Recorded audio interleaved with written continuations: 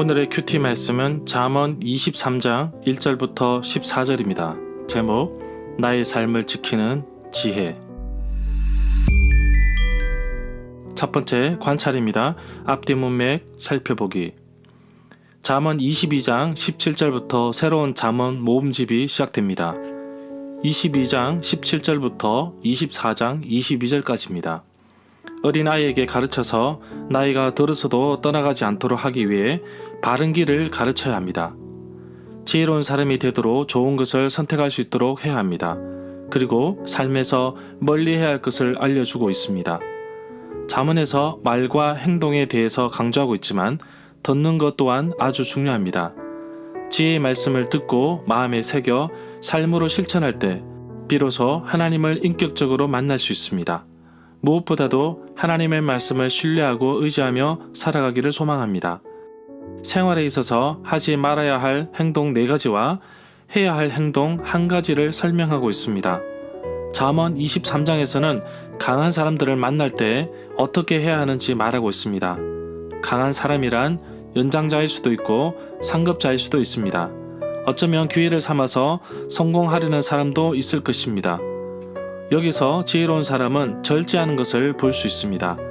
더 좋은 삶을 위해 기회를 찾는 것입니다.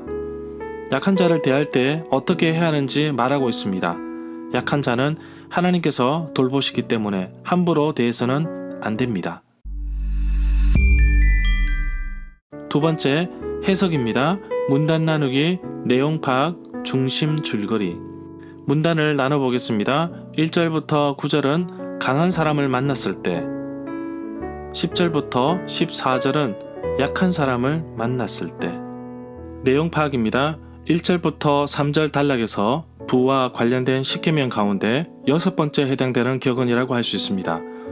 6번째부터 8번째까지의 격언은 탐심이라는 주제를 다루고 있습니다. 탐심을 경계하는 주제에 의해 연결되어 있는데 1절을 70인 역봉과 불게이트에서는 내 앞에 놓인 음식이 어떤 것인지 라는 의미로 해석하기도 합니다. 그러나 자신보다 높은 지위에 있는 사람으로부터 식사의 초대를 받았을 때 처신에 각별히 조심하라는 의미로 이해할 수도 있습니다. 결론적으로 차려진 음식에 몰두하지 말고 초대한 사람에게 집중하라는 의미로 받아들일 수 있습니다. 2절은 식욕을 억제하다 또는 자신을 통제하다라는 뜻으로 이해할 수 있습니다. 상관이나 연장자와 식사 자리에서 어떤 중요한 문제나 협상을 위함을 잊지 말라는 것입니다. 먹는 일에만 집중하거나 집착하게 되면 초대한 사람에게 신임을 잃을 수도 있습니다. 3절의 해석이 다양하지만 핵심 의미는 음식에 대한 지나친 탐욕이나 욕심을 경계하라는 것입니다. 어떻게 보면 식사의 모습에서 초대된 사람의 성향이나 인품을 살필 수 있기 때문으로 봅니다. 5절은 4절의 겉면에 대한 이유라고 봅니다. 날개 달린 독수리처럼 날아가 버리는 재물에 눈을 떼지 못하는 어리석은 사람의 집착에 대해서 말하고 있습니다. 덧없는 부의 노예가 된다는 것은 어리석은 일일 뿐입니다. 결국 부에 대한 욕심과 탐욕은 악의 근원이라고 성경에서도 말하고 있습니다. 6절부터 8절에서는 부에 대한 10계명 가운데 8번째 해당되는 격언이라고 할 수 있습니다. 6절의 상반절 내용이 하반절에서 더 강화됩니다. 음식이 진찬으로 강화되었고 먹지 말며라는 말이 탐하지 말지어다로 강화되었습니다. 이 구절에 보면 악한 눈이 있는 자는 문자적으로 악한 눈을 뜻합니다. 이 사람은 관대한 사람을 일컫는 선한 눈과 대조되는 표현으로 봅니다. 잠언 28장 22절에 의하면 악한 자는 자신의 재물을 늘리는 데 급급하고 인색함을 볼 수 있습니다. 7절의 원문을 직역하면 왜냐하면 그는 마음에 생각하는 바로 그런 사람이기 때문이다로 이해할 수 있습니다. 여기서 생각이라는 말을 계산하는 으로 의역하기도 합니다. 그 마음으로 계산하는 사람이란 남에게 대접을 하면서도 여러가지 수지타산을 생각하는 사람으로 볼 수 있습니다. 12절에서 훈계는 여기와 23절에서 교육이나 교정을 뜻한다고 봅니다. 잠언 23장 23절 말씀입니다. 진리를 사고서 팔지 말며 지혜와 훈계와 명철도 그리할지니라. 13절에 보면 바로 앞에서 아들들어 훈계에 착심할 것을 당부하였다면 13절과 14절에서는 13번째 격언으로 아들 역시 훈계자의 역할을 해야 함을 주지시킨다고 봅니다. 12절의 훈계와 이 9절의 훈계는 모두 히브리어 무사르인데 12절에서는 교훈, 지시를 뜻하고 13절에서는 징계를 뜻한다고 봅니다. 호되게 그러나 치명적이지 않을 정도로 매질한다는 뜻으로 이해하기도 합니다. 이렇게까지 하는 것은 아이의 반복적인 악습을 고치기 위함이라고 봅니다. 14절을 보면 교육에 대한 이런 생각에 대해서는 잠언 13장 24절에도 언급하고 있습니다. 체벌이 의심스러운 교육 수단인 것은 분명하지만 여기에서는 생명을 위협하는 혼란에서 젊은이들을 지키기 위해 체벌이 꼭 필요하다고 보고 있습니다. 핵심 내용과 중심 줄거리는 네이버 블로그에 올려져 있습니다.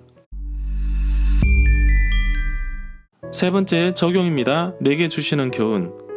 2절에서 음식을 탐하는 자라고 표현하였는데 자신을 경계하며 지킨다는 의미로 내 목에 칼을 두라고 합니다.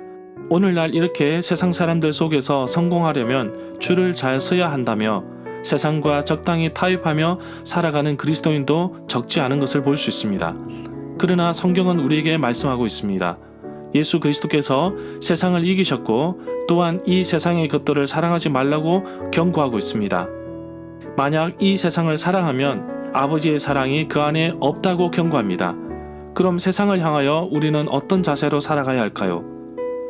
소금처럼 세상에 녹아 스며들어 흔적도 없이 없어지는 것이 아니라 그리스도인들은 세상을 바꾸고 정복해야 합니다. 예수 그리스도의 문화로 바꿔야 할 책임이 그리스도인들에게 있는 것입니다. 세상과 결코 타협하지 마십시오. 계속 타협하게 되면 더 큰 유혹과 핍박이 다가올 것입니다. 세상은 우리가 정복해야 할 곳이며 또한 우리가 복음을 전해서 바꾸어야 할 곳입니다. 아주 오래전에 부자 되세요 라는 광고가 있었습니다. 부자가 되기 싫은 사람은 아무도 없을 것입니다. 그러나 4절에서는 부자가 되기를 애쓰지 말라고 합니다. 사사로운 지혜를 버리라고 합니다. 심지어 5절에서는 부자가 되는 것을 향하여 허무한 것으로 표현하고 있습니다. 재물이 사람을 따라와야 하는데 사람이 재물을 따라가면 결국 재물에 날개를 이어서 독수리처럼 훨훨 날아가 버립니다. 하나님은 우리에게 물질을 주시면서 하나님의 영광을 위해 잘 사용하도록 맡겨두신 것입니다. 다시 말해서 내가 가진 물건 모두가 하나님의 것입니다. 그렇기에 부자가 되고 안 되는 것은 하나님께서 하시는 것입니다. 굳이 애쓸 필요가 없는 것입니다. 하나님이 하시면 부자가 될 수 있습니다. 그러나 부자로 안 만드신 이유가 무엇일까요? 아마도 나 자신이 물질로 인해 하나님을 저버리고 세상을 달려가는 교만한 모습을 보기 싫으시고 또한 나를 아끼고 사랑하시니까 그렇지 않는가 생각해 보기도 합니다. 그렇다고 가난하지도 않습니다. 정말 일용할 양식과 필요를 공급해 주십니다. 저는 지난 19년 동안 자비랑 선교사로 살면서 하나님께서 때를 따라 채우시고 입히셔서 지금까지 사역을 잘 감당하고 있습니다. 후원자님들을 만나서 선교 헌금을 작정하고 선교에 동참할 수 있도록 동기부여를 하고 있습니다. 이러한 삶이 어렵기도 하고 힘들기도 하지만 하나님께서 지금까지 이끄셨고 채우심을 확신하기에 오늘도 믿음으로 한 걸음씩 주님 앞으로 나아갑니다.